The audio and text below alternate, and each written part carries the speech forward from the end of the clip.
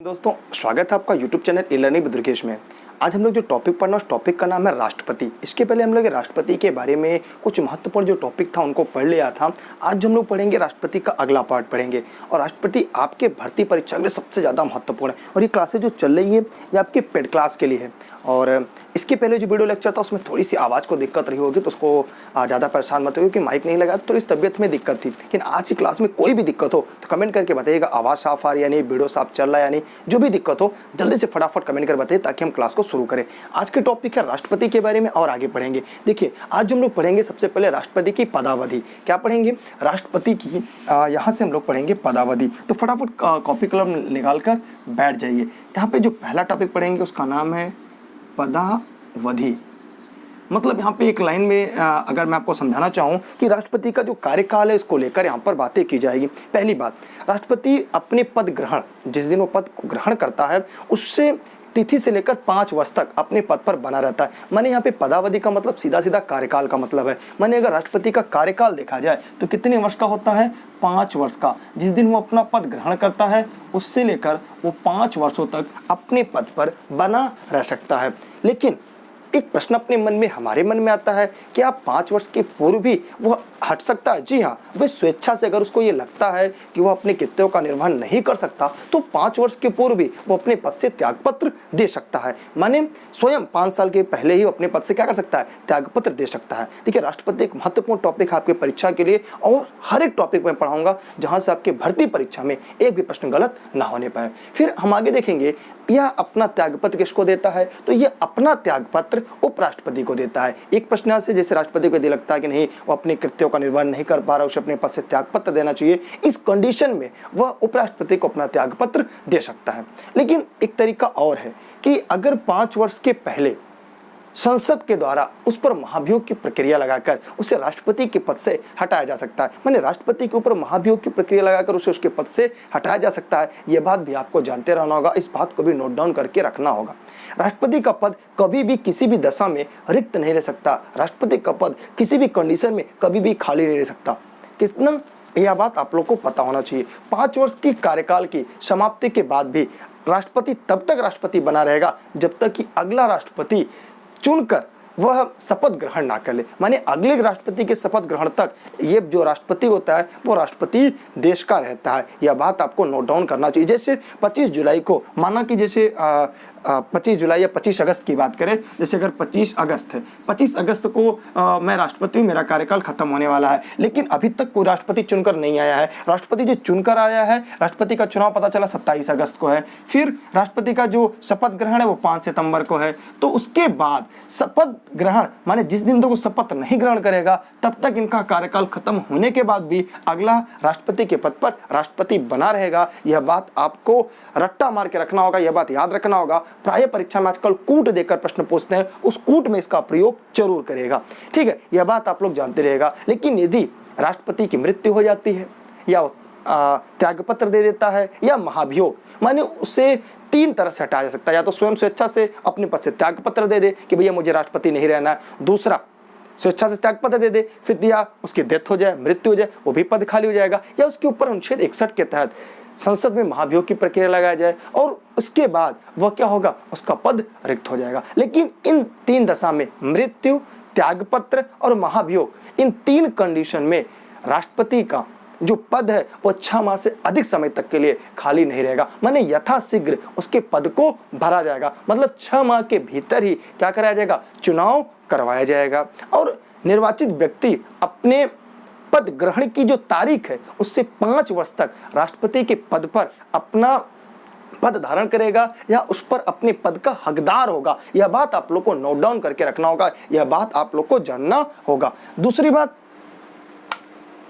दूसरी बात मैं आपको बताना चाहूँगा, थोड़ा सा आप लोग बताइएगा आवाज़ साफ आ रही है, वीडियो साफ चला है क्योंकि नहीं? आपके लिए दोनों चीज़ें हैं कि क्लास में थोड़ी सी दिक्कत आ रही होगी आवाज़ को लेकर या वीडियो क्वालिटी, तो कमेंट करके बताइए क्योंकि ये वीडियो आपके लिए है और ये लाइव चल रही है और हम आप लाइव पढ़ रहे हैं। यह बात आप लोग अच्छी तरह से जानते रहिएगा। अब हम लोग और आगे पढ़ते हैं और आगे इन तथ्यों को भी जानने का प्रयास करते हैं। ठीक है, तो फिर हम यहाँ पे देखते हैं कि निर्वाचित जो व्यक्ति होता है वो अपने पद ग्रहण की तारीख से 5 वर्ष तक पद धारण कर सकता है। वो 5 वर्ष तक अपने पद पर बना रहेगा। संविधान में यह प्रावधान किया गया है कि राष्ट्रपति की यदि आकस्मिक मृत्यु हो जाती है, आकस्मिक पद खाली हो जाता है, तो उसकी अनुपस्थिति में उपराष्ट्रपति राष्ट्रपति के कृत्यों का निर्वहन करेगा। जैसे राष्ट्रपति त्याग पत्र दे दे, या राष्ट्रपति मृत्यु हो जाए, या उसके ऊपर महाभियोग लग जाए और वो पद खाली हो जाए, तो उसके कृत्यों को उपराष्ट्रपति देखेगा। लेकिन 6 माह के अंदर चुनाव कराना अनिवार्य है। यह बात हमें और आपको अच्छी तरीके से जानते रहना होगा, क्योंकि यहाँ से आपकी परीक्षा में प्रायः प्रश्न आते हैं। ठीक, यहाँ से आपके मन में कोई डाउट हो, कोई प्रश्न हो, तो फटाफट कमेंट करिएगा और कमेंट करके आप पूछ सकते हैं। आपके मन में कोई डाउट, कोई प्रश्न है तो जल्दी से पूछ सकते हैं, क्योंकि मेरा उद्देश्य केवल आपको तथ्यों का स्पष्ट करना, सिलेक्शन के और करीब लेके जाना है। ठीक, तो यहाँ पे राष्ट्रपति का पदावधि देख लिया। अब राष्ट्रपति के पदावधि के बारे में टर्म्स ऑफ ऑफिस अगर हम लोग जानेंगे, अनुच्छेद 56, ये कहाँ लिखा गया है? ये आर्टिकल 56 में है। ये भी लिखते चलिएगा आप लोग, क्योंकि नहीं तो सर कहेंगे सर किस अनुच्छेद में। अनुच्छेद 56 में राष्ट्रपति के पदावधि के बारे में वर्णन किया गया है कि वह अपने पद ग्रहण से 5 वर्ष तक अपने पद पर बना रहेगा, लेकिन तो उसके त्याग पत्र देने पर या राष्ट्रपति के पद खाली होने पर उस दशा में उपराष्ट्रपति राष्ट्रपति के कृत्यों का निर्वहन करेगा और 6 माह के अंदर चुनाव कराना अनिवार्य है। लेकिन यदि उस संविधान का अतिक्रमण करने पर, एक शब्द है संविधान का अतिक्रमण, लिख लीजिएगा, यह शब्द ही पूछा जाता है। कौन सा? मैं इसको इरेज कर रहा हूं, आप लोग इरेज कर लीजिएगा। अतिक्रमण, संविधान का अतिक्रमण, ये आपके लिए महत्वपूर्ण शब्द है। अतिक्रमण, इसके बारे में आप जानते रहिएगा। माने यदि राष्ट्रपति संविधान का अतिक्रमण करता है तो उसके ऊपर अनुच्छेद 61 के तहत, लिख लीजिएगा, अनुच्छेद 61 के तहत महाभियोग की प्रक्रिया,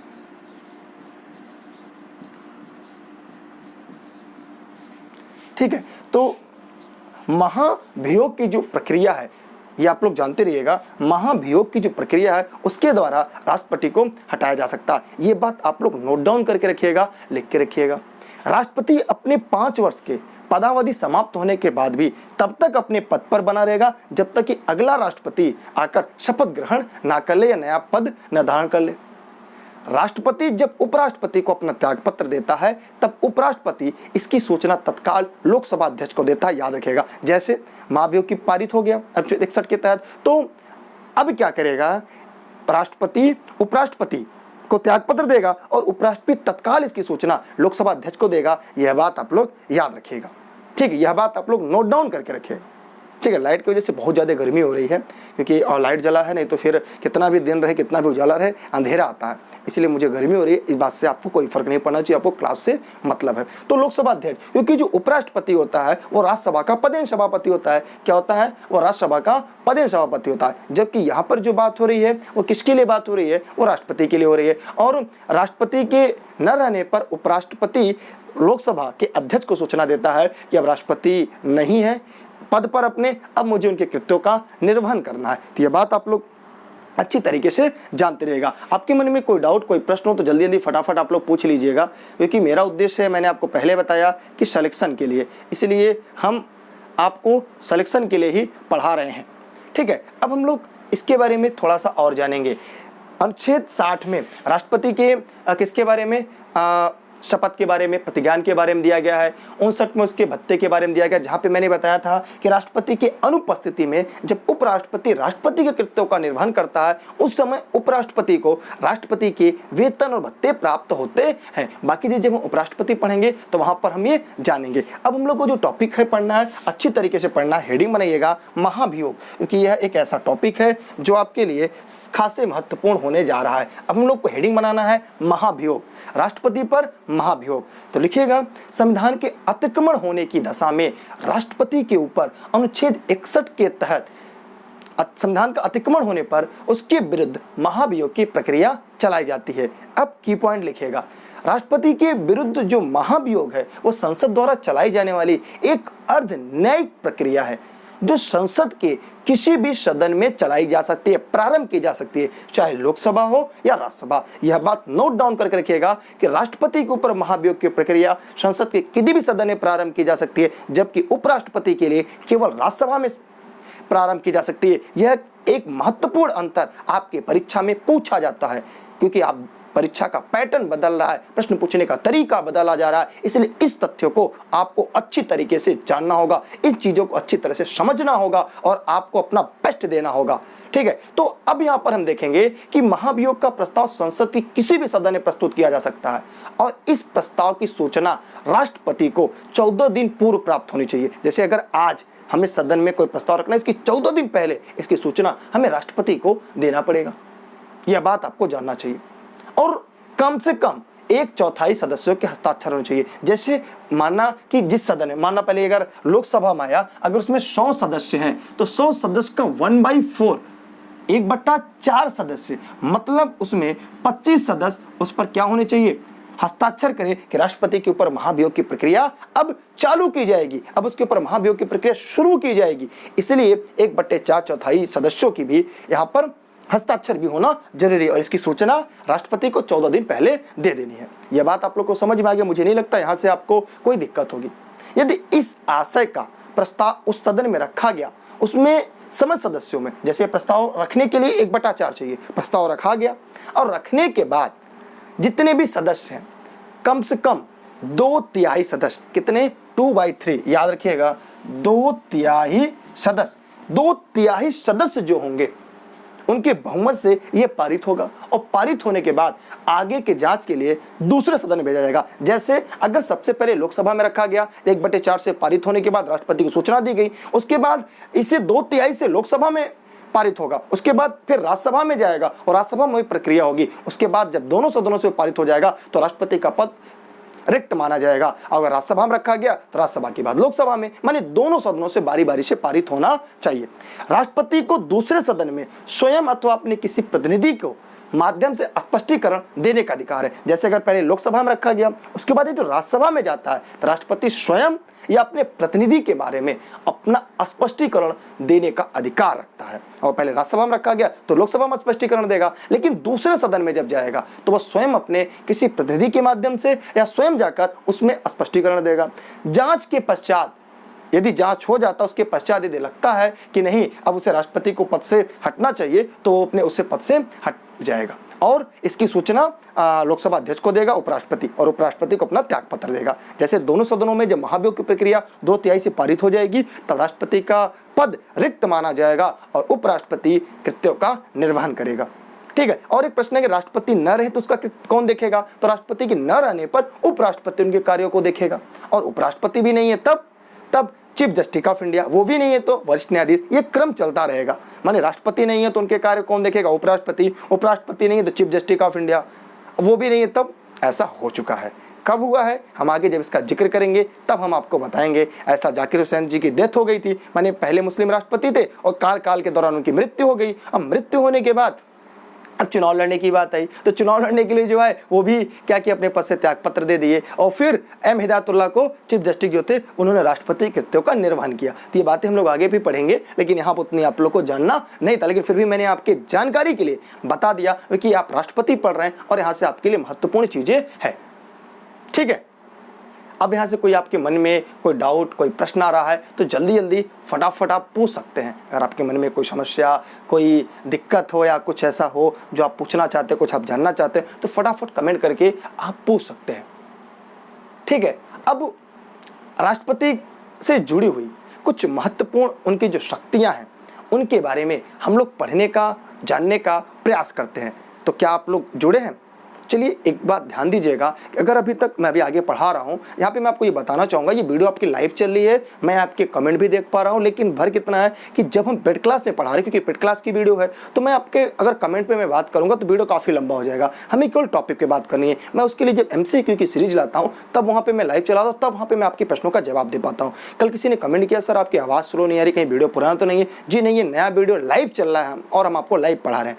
ठीक है, बस फ़र्क इतना है कि तबीयत भी नहीं सही थी तो इसलिए थोड़ी सी दिक्कत थी, तो इसलिए आप लोग अच्छे से पढ़िएगा। और टेलीग्राम पे आप दुर्गेश सर सर्च करके ई-लर्निंग विद दुर्गेश से जुड़े रहिएगा। क्या सर्च करना है आपको? अगर अभी तक नहीं जुड़े हैं तो दुर्गेश सर सर्च करिएगा, डिस्क्रिप्शन में उसकी लिंक है, ई-लर्निंग विद दुर्गेश पे जुड़े रहिएगा। अभी तक अगर आपने ऑनलाइन क्लास नहीं ज्वाइन किया, अगर आपको ऑनलाइन क्लास ज्वाइन करना है, क्योंकि ऑनलाइन क्लास में आपको PDF नोट्स भी मिलेगा, प्रैक्टिस सेट मिलेगी, ये क्लासेस तब तक चलेंगी जब तक आपकी परीक्षा ना हो जाए। उसके लिए आप 630632 944367 पर व्हाट्सएप करके ई लर्निंग विद दुर्गेश से जुड़े रह सकते हैं। ठीक है, अब हम आगे पढ़ते हैं।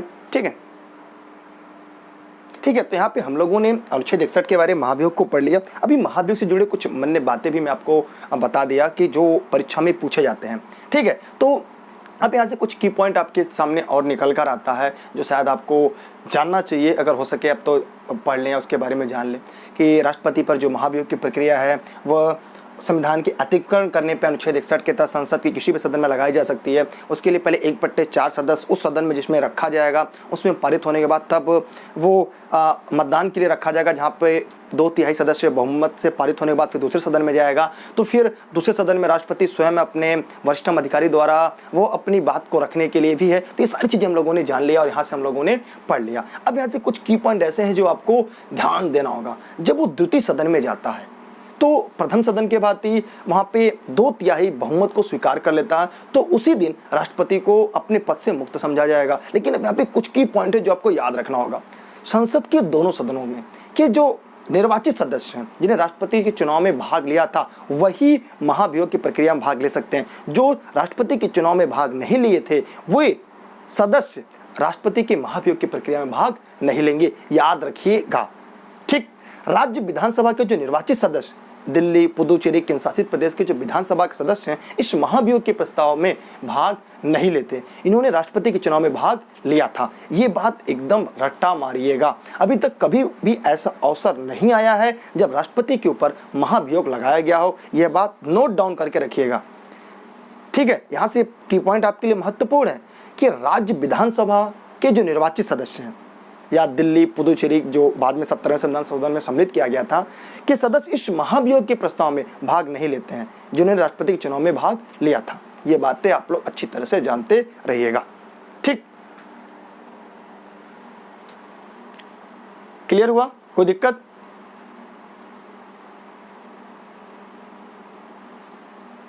ठीक है, और असल जो निर्वाचित सदस्य हैं संसद में वो भी भाग ले सकते हैं। जैसे जो मनोनीत करता है राष्ट्रपति वो महाभियोग में भाग ले सकते हैं।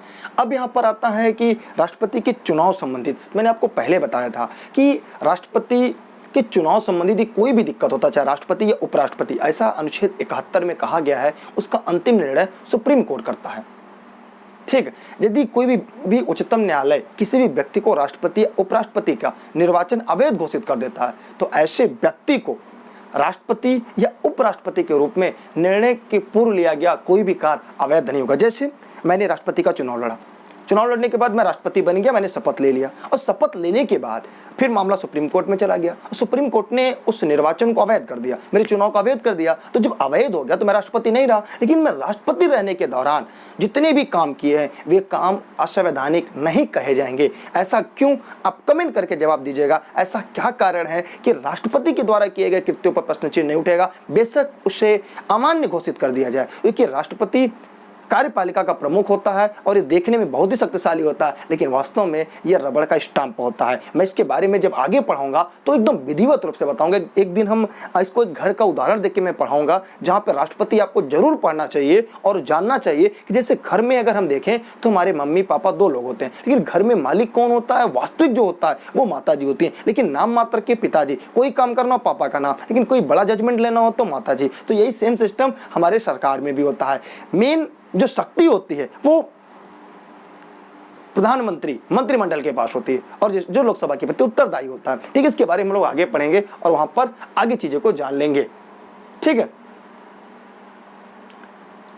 और इस सब के बारे में देखेंगे और देखेंगे क्या क्या चीजें। अब यहाँ से एक नई टॉपिक हमें पढ़ना, राष्ट्रपति की शक्तियाँ, जो आपकी परीक्षा के दृष्टिकोण से सबसे ज्यादा महत्वपूर्ण है। आइए राष्ट्रपति की शक्तियों की बात करते हैं। राष्ट्रपति की 2 प्रकार की शक्तियां हैं, उन दोनों प्रकार शक्तियों पे एक-एक करके चर्चा करते हैं और उम्मीद करते हैं आपको भी ये क्लासेस धीरे धीरे समझ में आ रही होंगी। तो आपको क्लास कैसी लग रही है? क्योंकि आप पेड क्लास के member e learning with Durgesh पे जुड़े हुए हैं, तो आप बताइएगा क्लास कैसी लग रही है, क्या आपको समझ में आ रहा है कि नहीं। मैं लास्ट में आपको एकदम ऐसी सीरीज पढ़ा दूंगा। मैं एक दिन मतलब जैसे गवई मॉडल होता है उस मॉडल से मैं आपको पढ़ाऊंगा, एकदम एग्जांपल देके। अभी तो मैं किताबी भाषा आपको पढ़ा रहा हूँ, अभी किताबी भाषा आप लोग पढ़ लीजिएगा, क्योंकि ऐसे नहीं पढ़ेंगे तो कॉन्सेप्ट क्लियर नहीं होगा। अब हम देखते हैं कि यहाँ पे अब हम लोग को पढ़ना है राष्ट्रपति की शक्तियाँ। तो राष्ट्रपति की शक्तियाँ हम लोग एक बार अच्छे से देख लेते हैं।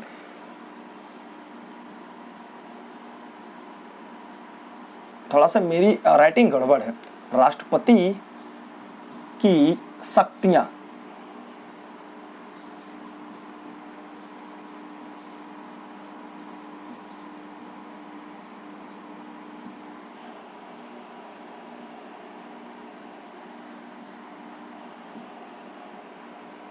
ठीक है। अब हमने यहाँ पे देख लिया राष्ट्रपति की शक्तियां। तो जो राष्ट्रपति की शक्तियां हैं ये दो प्रकार की होती हैं, एक सामान्य शक्ति होती है, एक आपातकालीन। आइए इन दोनों के बारे में हम लोग चर्चा कर लेते हैं। यहाँ पे इसकी दो शक्तियां होती हैं। पहला होती है सामान्य शक्ति, सामान्य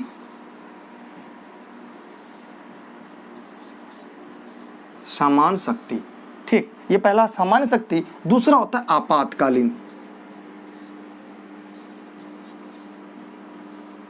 दूसरा है इसका आपातकालीन शक्तियां। तो यहाँ पे राष्ट्रपति की दो प्रकार की शक्तियां होती हैं। आइए एक एक करके इनको लिख लेते हैं और फिर आपकी बेहतर नोट्स तैयार करा देने हैं। इसमें होती है, पहली होगी कार्यपालिकी शक्तियां। क्या होती हैं? कार्यपालिका शक्तियां। हेडिंग बनाइएगा, आप लोग लिखिएगा इसमें हेडिंग बना के, पहला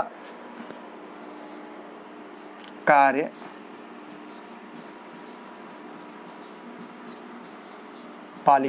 कार्यपालिका की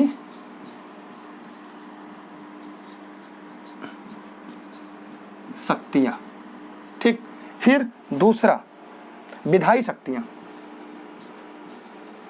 लिखिएगा जरा, आप लोग लिख लीजिएगा क्योंकि मैं लिखूंगा थोड़ा समय ज़्यादा लगेगा।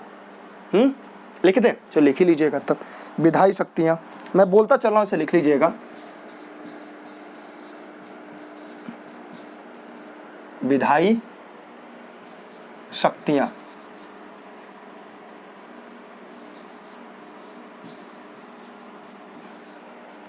अब आगे लिखती है, मैं बोल रहा हूं विधायी शक्तियां हैं। फिर न्यायिक शक्ति है, वित्तीय शक्ति है, सैन्य शक्ति है, कूटनीति शक्ति है, ठीक। तो यह शक्तियां लिख लीजिएगा कि 6 प्रकार की शक्तियों के बारे में हमें पढ़ना है। राष्ट्रपति कितने 6 शक्तियों के बारे में पढ़ना है। एक एक करके हम लोग पढ़ते हैं और उम्मीद करते हैं एक बेहतर आपकी नोट्स तैयार हो जाए। तो क्या आप लोग तैयार हैं? तो अगर तैयार हैं तो फटक से हेडिंग बनाइएगा। क्या? कार्यपालिका शक्ति। क्या हेडिंग बनाएंगे आप लोग? कार्यपालिका शक्ति की हेडिंग बनाएंगे। उम्मीद करते हैं आपने हेडिंग तैयार कर ली होगी। तैयार हो गया?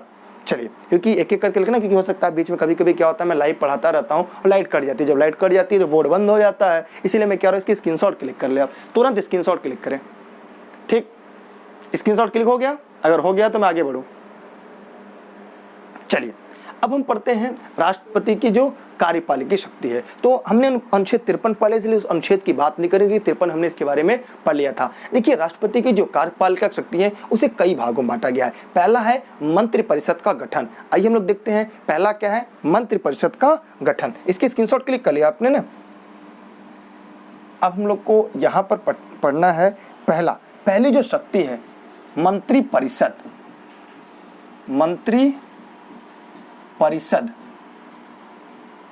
मंत्रिपरिषद का गठन।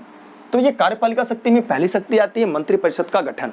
तो राष्ट्रपति जो है वो संघ की कार्यपालिका के शक्ति का संचालन होता है, और लेकिन साथ ही साथ वो मंत्रिपरिषद का गठन भी करता है, जिसका प्रमुख प्रधानमंत्री होता है। मंत्रिपरिषद का जो प्रमुख होता है वो प्रधानमंत्री होता है। शासन के जो समस्त काम होते हैं वो राष्ट्रपति के नाम से होते हैं। जितने भी काम होंगे किसके नाम पे? राष्ट्रपति के नाम पे। कोई समझौता राष्ट्रपति, कोई भी काम किसके? राष्ट्रपति के नाम पे होता है। किंतु जो काम करता है प्रधानमंत्री के लिए यह जरूरी है कि वह राष्ट्रपति की मंत्रिपरिषद की ऐसे सभी निर्णय, प्रशासन संबंधित सभी मामलों की सूचना दे जिसके बारे में राष्ट्रपति द्वारा सूचना मांगी जाए। माने राष्ट्रपति जो भी सूचना मांगेगा तो वो सभी सूचनाएं प्रधानमंत्री अपने मंत्रिपरिषद के साथ के माध्यम से उन्हें देगा। जो भी निर्णय होगा वे सभी कौन? मंत्रिपरिषद उपलब्ध कराता है, और मंत्रिपरिषद का प्रमुख प्रधानमंत्री होता है। क्लियर? प्रधानमंत्री की नियुक्ति करने में कई बार राष्ट्रपति को अपने विवेक से भी काम लेना पड़ता है। माने बहुमत दल का नेता तो प्रधानमंत्री होता है, इन कभी कभी स्थिति ऐसी बन जाती है जिस समय मंत्रिपरिषद का जो प्रमुख अर्थात प्रधानमंत्री की नियुक्ति करने के लिए राष्ट्रपति को अपने विवेक का शक्ति करना पड़ता। इसलिए कभी कभी हमें पढ़ने को मिलता है राष्ट्रपति की स्वविवेक की शक्ति। तो स्वविवेक की शक्ति में राष्ट्रपति प्रधानमंत्री की नियुक्ति भी आता है। लोकसभा में जो बहुमत दल का जो नेता होता है वो तो होता ही है, लेकिन जब किसी भी दल को लोकसभा में स्पष्ट बहुमत नहीं मिलता, उस समय लोकसभा में या अविश्वास प्रस्ताव को पारित होने के कारण मंत्रिपरिषद को त्याग पत्र दे दिया जाए, तब इस स्थिति में किसी ऐसे व्यक्ति को प्रधानमंत्री बनाना है जिसके बारे में विश्वास हो कि वह लोकसभा में अपना बहुमत साबित कर सकता है। राष्ट्रपति उसे प्रधानमंत्री की शपथ दिला सकता है।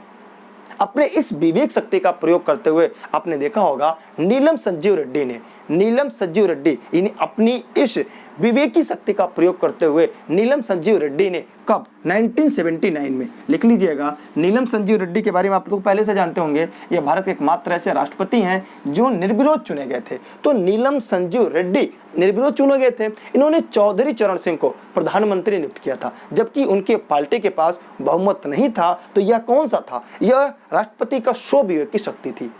चौधरी चरण सिंह की नियुक्ति को न्यायालय में चुनौती दी गई कि विश्वास मत प्राप्त करने के बाद ही उन्हें प्रधानमंत्री नियुक्त किया जाना चाहिए था। यह न्यायालय में यह चैलेंज किया गया कि भैया चौधरी चरण सिंह को तब प्रधानमंत्री बनाना चाहिए था जब उनके पास बहुमत हो। तो उच्चतम न्यायालय ने क्या किया? राष्ट्रपति को निर्णय को उचित ठहराया और प्रधानमंत्री के लिए जरूरी नहीं है कि वो अपने पद धारण करने से पहले वो विश्वास मत प्राप्त करे। वो प्रधानमंत्री बनने के बाद वो विश्वास मत प्राप्त कर सकता है। यहाँ तक आपको कॉन्सेप्ट क्लियर?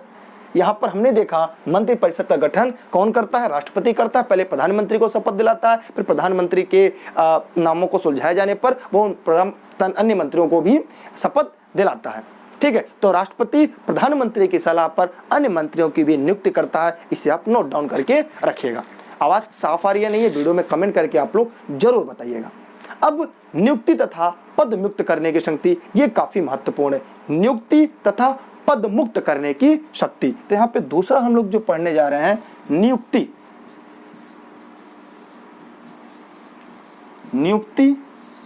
तथा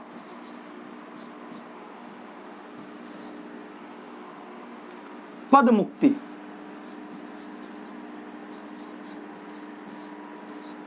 पद मुक्ति संबंधित शक्तियां। अब इसके बारे में भी थोड़ा सा हम लोग बात कर लेते हैं।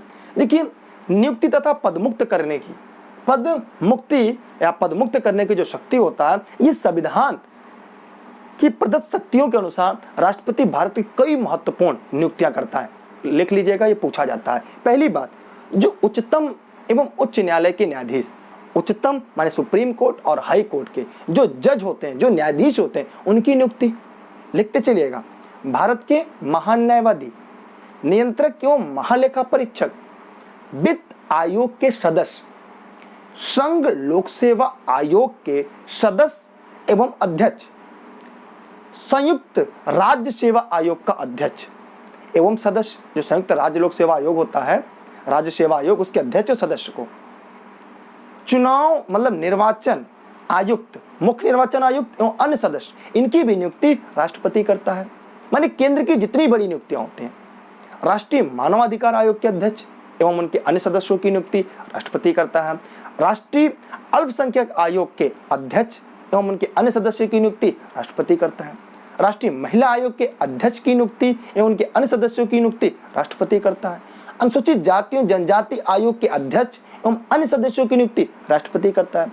सभी राज्यों के राज्यपाल एवं संघ शासित क्षेत्र के उपराज्यपाल या प्रशासक, इनकी भी नियुक्ति राष्ट्रपति करता है। ये सभी नियुक्तियां राष्ट्रपति मंत्रिपरिषद की सलाह पर करता है। जितनी भी नियुक्तियां राष्ट्रपति करता है, ये सभी मंत्रिपरिषद की सलाह पर करता है। यह बात हमें लिखकर नोट डाउन करके रखना चाहिए। राष्ट्रपति के पास कुछ पदों से को हटाने की भी शक्ति, जैसे मंत्री को, वो किसी भी मंत्री को चाहे तो उसके पद से हटा सकता है।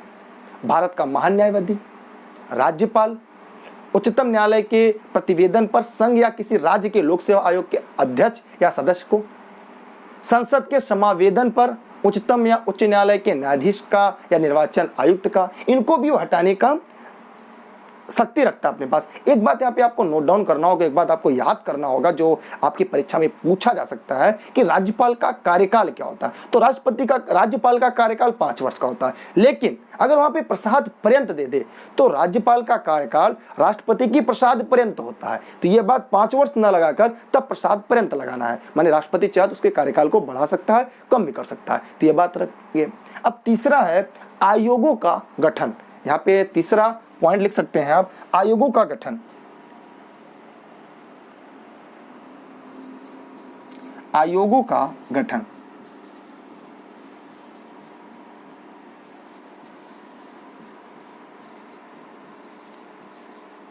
ठीक है। आयोगों का गठन क्या है इसके बारे में थोड़ा सा हम लोग जान लेते हैं। देखिए, राष्ट्रपति कई प्रशासनिक आयोग के गठन भी कर सकता है, उसके पास उसकी शक्तियां। सामाजिक और शैक्षिक रूप से पिछड़े वर्गों की दशा सुधारने के लिए उनका आयोग बना सकता है। राजभाषा पर प्रतिवेदन हेतु आयोग, अनुसूचित क्षेत्रों के प्रशासन पर रिपोर्ट देने के लिए, अनुसूचित जनजातियों के कल्याण संबंधित मामलों पर रिपोर्ट देने के लिए, भाषाई अल्पसंख्यक इत्यादि के लिए वह आयोग भी गठन करने की शक्ति राष्ट्रपति के पास है। अब यहाँ पर सैन्य शक्ति, एक बात आपके लिए महत्वपूर्ण लिख लीजिएगा। वैसे सैन्य शक्ति अलग से भी पढ़ना है, लेकिन यहाँ पर भी हम लोग सैन्य शक्ति का जिक्र कर लेते हैं।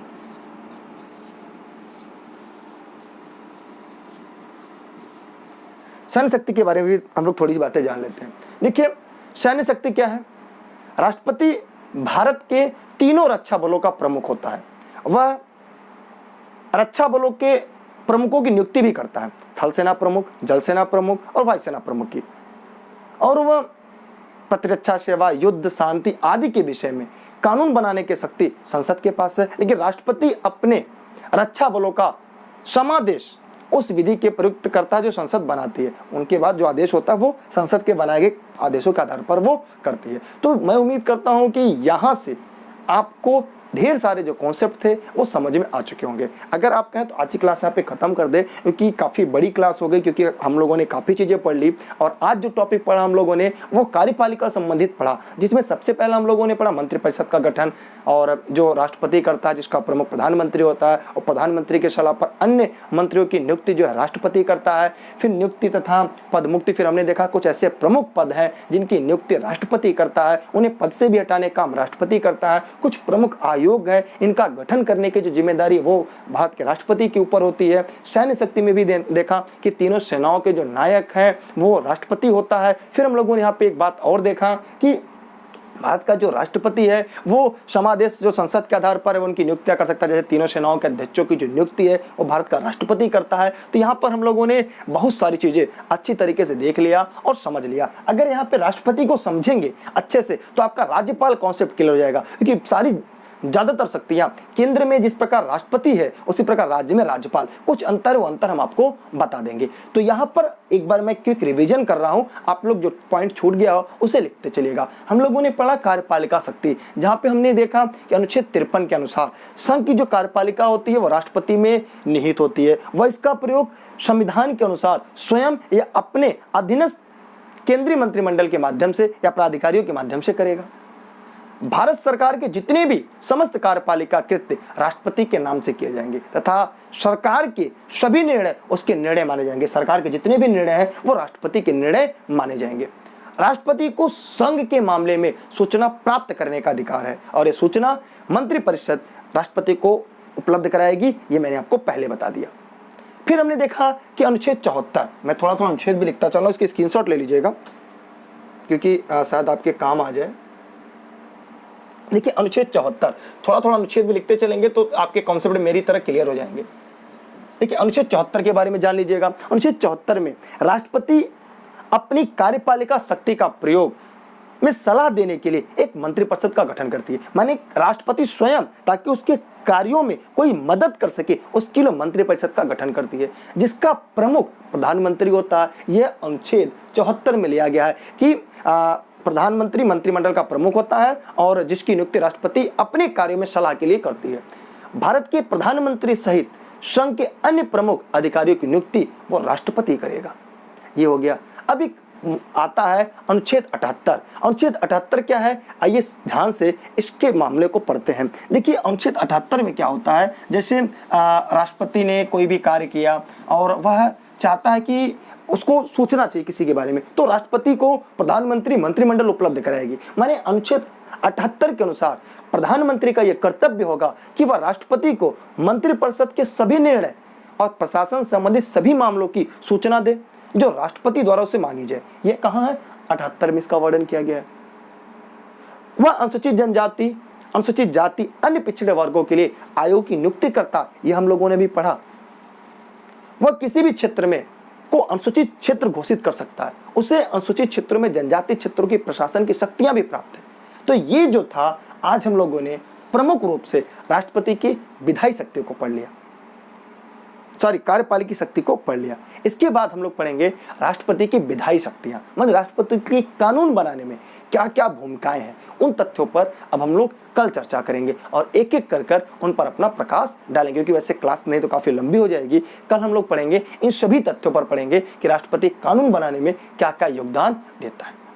फिर न्यायिक शक्तियां क्या है, वित्तीय शक्तियां क्या है, सैन्य शक्तियां क्या है, कूटनीति डिप्लोमेसी शक्तियां क्या है, इन सभी शक्तियों पर एक एक कर हम चर्चा करेंगे। उम्मीद करते हैं राष्ट्रपति से जो संबंधित महत्वपूर्ण तथ्य थे वो आप लोग को समझ में आ गए। अगर यहाँ से आपके मन में कोई प्रश्न हो, कोई डाउट हो, तो आप ई-लर्निंग विद दुर्गेश पर पूछ सकते हैं, क्योंकि आप पेड क्लास में जुड़े हुए हैं। और उम्मीद करते हैं आज की क्लास में आपको आवाज़ भी साफ सुनाई दे रही होगी, वीडियो भी साफ दिख रहा होगा। थोड़ी बहुत वीडियो क्वालिटी में अगर कमी है तो सिलेक्शन माने रखता है, वीडियो की क्वालिटी नहीं, कंटेंट माने रखता है वीडियो में, क्योंकि कंटेंट में बेहतर उपलब्ध करा रहा हूँ वो आपके लिए ज़्यादा माने रखती है। संविधान मेरा पसंदीदा विषय में से एक है, ठीक है। सॉरी, दरअसल क्या है ना, यहाँ पे जो टच होता है वो जरा सा भी कहीं कीड़ा छूता है तो फिर पूरा काम कर जाता है, ठीक। तो यह आपके लिए सबसे ज्यादा महत्वपूर्ण था। आप ई-लर्निंग विद दुर्गेश में जुड़े रहे, उसके लिए आप सभी का बहुत बहुत धन्यवाद। आपके मन में कोई प्रश्न या कोई डाउट हो तो आप जल्दी से फटाफट पूछ लीजिएगा। और आप पेड क्लास में जुड़े हैं, इसके लिए बहुत बहुत धन्यवाद आप सभी का। आप अपने सभी साथियों को बताइएगा ई-लर्निंग विद दुर्गेश में, क्योंकि हम कई बार जो कॉन्सेप्ट होता है उसे पढ़ाने का प्रयास करते हैं ताकि आपके परीक्षा में यहाँ से जो प्रश्न आए वे कभी गलत ना होने पाए। इस बात का हमें भी ख्याल रखना है और आपको भी ख्याल रखना है।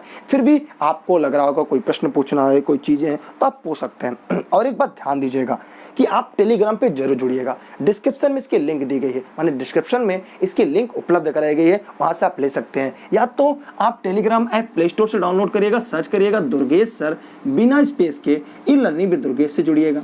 Facebook page e-learning with Durgesh, Instagram e-learning with Durgesh, Twitter e-learning with Durgesh, YouTube e-learning with Durgesh.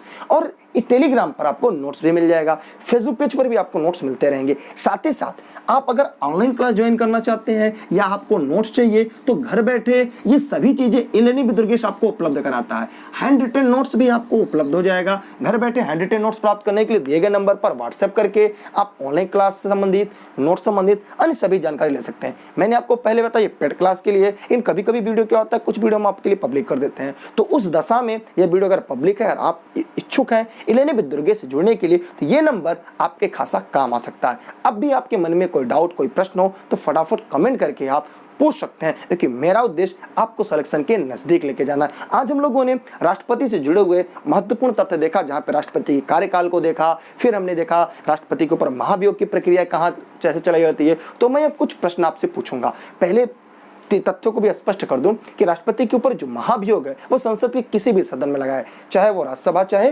Lok Sabha, लेकिन उपराष्ट्रपति के ऊपर जो महाभियोग की प्रक्रिया है वह केवल उपराष्ट्रपति के ऊपर राज्यसभा में प्रारंभ की जाएगी, जबकि सेम प्रक्रिया होगी लेकिन वह राज्यसभा में क्यों होगी, यह जवाब आप कमेंट बॉक्स में कमेंट करके दीजिएगा। ठीक, यहाँ पर कई बातें हमारे सामने और स्पष्ट रूप से आई। अब फटाफट आप लोग के मन में कोई प्रश्न, कोई डाउट हो तो आप पूछ लीजिएगा। और मैंने सारे तथ्य को पढ़ाने का वो प्रयास किया जो परीक्षा में पूछे जा सकते हैं, क्योंकि मैं पढ़ाने के बाद जब MCQ की सीरीज कराऊंगा तो वहाँ पे आपके जो बचे हुए प्रश्न हैं, जो बचे हुए कॉन्सेप्ट हैं, वो मैं और अच्छे तरीके से पढ़ा दूंगा। क्योंकि मेरा उद्देश्य, क्योंकि आप कहेंगे सर आप पूर्ण अनुच्छेद क्यों नहीं पढ़ाते, पूर्ण अनुच्छेद आप मत पढ़िए, आप उन अनुच्छेद को पढ़िए जो परीक्षा के लिए उपयोगी है, जहाँ से परीक्षा में बार बार प्रश्न आते हैं। उन तथ्यों को हमें पहले फोकस फोकस करना है। और ये आपकी पेड क्लास के लिए लाइव क्लास चल रही थी ई लर्निंग विद दुर्गेश पर। तो उम्मीद करते हैं ये क्लास आपको पूरी तरह समझ में आ गई है, ये क्लास पूरी तरह से आपने पढ़ लिया है। तो ये जब भी पढ़ेंगे आपके लिए नया होगा। इस वीडियो को जितनी बार चाहे आप देख सकते हैं। अगर आप लाइव नहीं देख पाते इस वीडियो को बाद में भी देख सकते हैं। फिलहाल ये आपके लिए राष्ट्रपति का दूसरा वीडियो लेक्चर था। इसके बाद कल हम लोग राष्ट्रपति की अन्य शक्तियां पढ़ेंगे और वहाँ प्रयास करेंगे कि एक भी प्रश्न आपकी परीक्षा में गलत यहाँ से ना होने पाए। कोई सुझाव हो कमेंट बॉक्स में कमेंट करके दीजिएगा। एक छोटा सा प्रश्न हम आपसे पूछेंगे, भारत का सबसे पहला दलित राष्ट्रपति कौन था? कमेंट करके जवाब दीजिएगा। दूसरा सवाल, यदि राष्ट्रपति के चुनाव संबंधित कोई विवाद उत्पन्न हो जाए उसका अंतिम निर्णय कौन करेगा? यह भी जवाब आप कमेंट बॉक्स में कमेंट करके देंगे। और याद रहे, यदि राष्ट्रपति के चुनाव को सुप्रीम कोर्ट अवैध घोषित कर देता है तो उसके द्वारा लिए गए निर्णय को असंवैधानिक नहीं घोषित किया जा सकता। क्यों? क्योंकि वह अपने सभी निर्णय मंत्रिपरिषद की सलाह पर लेता है। अनुच्छेद 74 अभी भी यहाँ पे लिखा हुआ है। ठीक है, तो बहुत बहुत धन्यवाद और उम्मीद करते हैं ये वीडियो लेक्चर आपको पसंद आया होगा। अपने साथी मित्रों को बताइएगा और ई लर्निंग विद दुर्गेश पे जुड़े रहेगा, क्योंकि रेस के घोड़े रेस में अच्छे लगते हैं, खेत में नहीं। मेरी शुभकामनाएं आपके साथ हैं। Best of luck. जय हिंद, जय भारत।